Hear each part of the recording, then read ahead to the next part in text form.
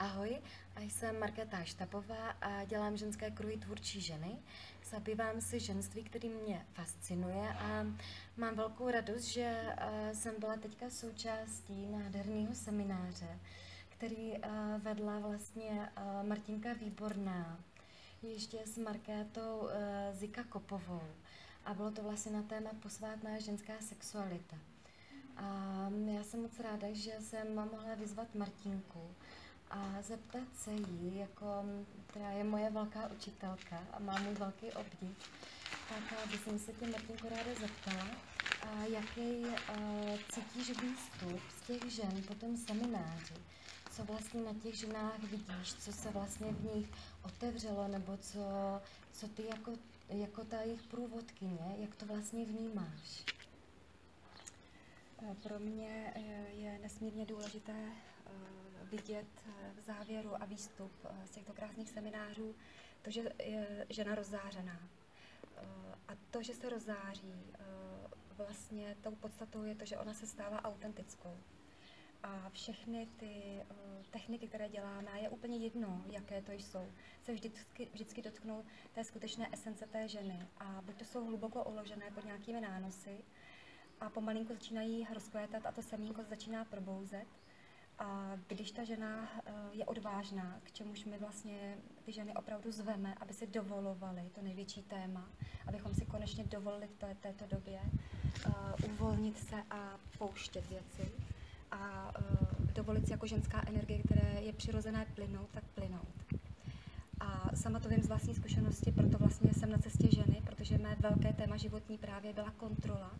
A já jsem si to neuvědomovala, že vlastně můj život je obrovsky pod kontrolou. Že musím být dokonalá, že se mi musí dařit, potřebuji být chválená. V podstatě jsem si uvědomila, že potřebuji obrovský obdiv zvenku, abych mohla vlastně žít. A samozřejmě život ukázal, že přišly těžké situace, kdy jsem nevěděla, co mám dělat, a to byl ten důvod, že jsem si říkala, něco je špatně a já vlastně se vůbec necítím. Necítím jako sebe zevnitř, dělám všechno, co potřebují druzí, abych byla láskyplně přijímána. A pak jsem ještě zjistila, že vlastně necítím svoje tělo. A to bylo teda úplně jakoby pro mě nejprimárnější, protože to, že cítit své tělo, že ho mám, mi připadalo naprosto přirozené, že to všichni tak máme. A zjistila jsem vlastně v tom učení a fakt v té praxi, že to tak není. A musím říct, že to bylo po dlouhé době, třeba až po 6 letech studia jsem zjistila, že jsem odpojená stále. Ale teď jak cítím, že jsou ty vibrace velice vysoko a je to otevřené a my do toho s ženama vstupujeme do té práce opravdu jako srdečně a s velkou láskou, což je teda cesta moje.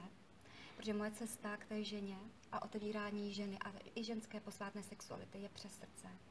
Takže vlastně celá ta práce je o lásce a laskavosti a dovolit si být na sebe laskavá. Ale zároveň vlastně tu ženu podpořit k tomu, aby opravdu byla i odvážná. Že to není o tom jí chlácholit a říkat, jak je úžasná a jak je to všechno skvělý, že ať pomalinku si jakoby jde. Ale když cítím, že ten potenciál té ženy je obrovský a je tam někde hluboko skryto, je tam jenom nějaký nános, je jich tam pár a stačilo by tak málo, netlačíme na pilu, ale dáváme jenom pozvánky k tomu, aby ty ženy vlastně pod tím bezpečným kruhem, v tom bezpečném kruhu s těmi nádhernými ženami a pod naším vedením opravdu se to otevřelo. A daří se to. A ten výstup z toho je vlastně vidět opravdu záři těch žen, které odcházejí a říkají, ano, teď konečně cítím, že cítím. Teď konečně vím, že nepotřebuju vědět. Teď konečně mohu plynout. A ještě nevím, jak to celé bude vypadat, ale rozhodně už teď cítím, že jsem jiná. A já velmi ráda slyším od těch žen, když říkají, ne, že ví, ale že opravdu cítí. Protože ta přítomnost té vnitřní intuice, která je tak hluboká a tak primární součást té ženské energie, prastaré, je primární. Takže pokud ty ženy začnou používat svůj vnitřní hlas a dívat se dovnitř, do svého já, do svého nitra, do svého srdce, do své dělohy, tak rozhodně vím, že ta cesta je dobrá. A je jedno, jak je dlouhá. Prostě to, proč jsme tady, je primárně prostě vývoj naší duše. A jestli ta cesta má být skrze ženské kruhy Mohendžodaro, nebo ta cesta vede přes tantru, nebo vede specificky přes šamanismus, buddhismus, přírodní nauky. Já to vnímám jako celistvou nauku a proto se dotýkám všeho a cítím, že je pro mě velice důležité se dotknout všeho, abych se já sama z toho poskládala, kdo jsem já. Protože všechny ty esence dobře znám, od někud někdy jsem to pravděpodobně i zažila. A tak to mi moc vyhovuje.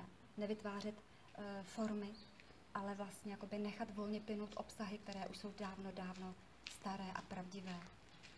Takže vlastně to celé to tvoření s těmi ženami vzniká teď a tady a vzniká to ze srdce, protože se napojíme na ten proud existence, kterým to opravdu jsme. A vidět zářivé ženy, které odcházejí a začínají manifestovat své skutečné bytí ve své pravdě a esenci, je pro mě největší dar a poslání. Takže moc děkuji za rozhovor, za pozvání a je to pro mě velká vděčnost. Děkuji moc krát, děkuji moc, Martinko. Děkuji moc. Já taky moc děkuju. Pokud to s vámi rezonuje, tak tady vlastně na videu jsou odkazy, kde vlastně najdete veškeré informace o seminářích, o tom, kde vlastně můžete začít, pokud potřebujete toho průvodce laskavého a naslouchajícího. Takže děkuju a přeju krásné léto. Krásné léto.